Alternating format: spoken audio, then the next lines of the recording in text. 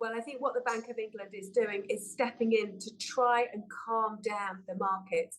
But it does smack of a bit of panic and frustration that the government isn't doing more to retreat away from these promises of mass tax cuts, certainly benefiting those on wealthy incomes the most, because there are real worries that they could fuel inflation.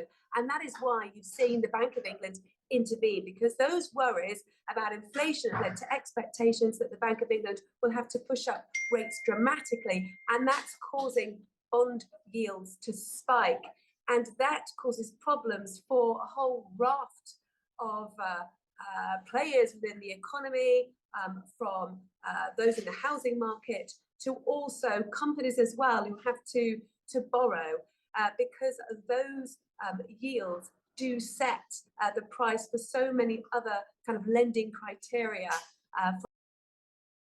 This is pretty unprecedented. Just on Monday, the Bank of England intervened to say it wouldn't stand by and let inflation run out of control, because there are worries that these deep tax cuts could be really inflationary.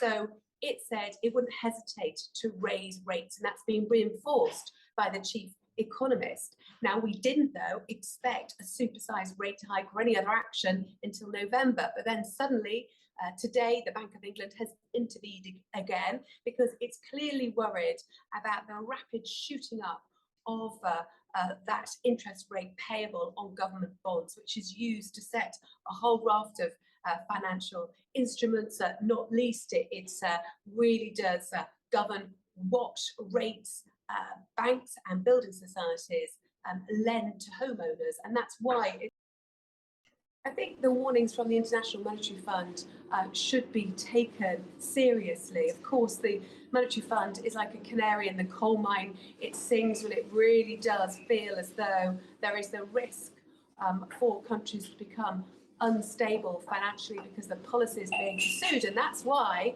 it is talking and it's warning that actually the UK government should consider its course of action when it comes to these deep tax cuts.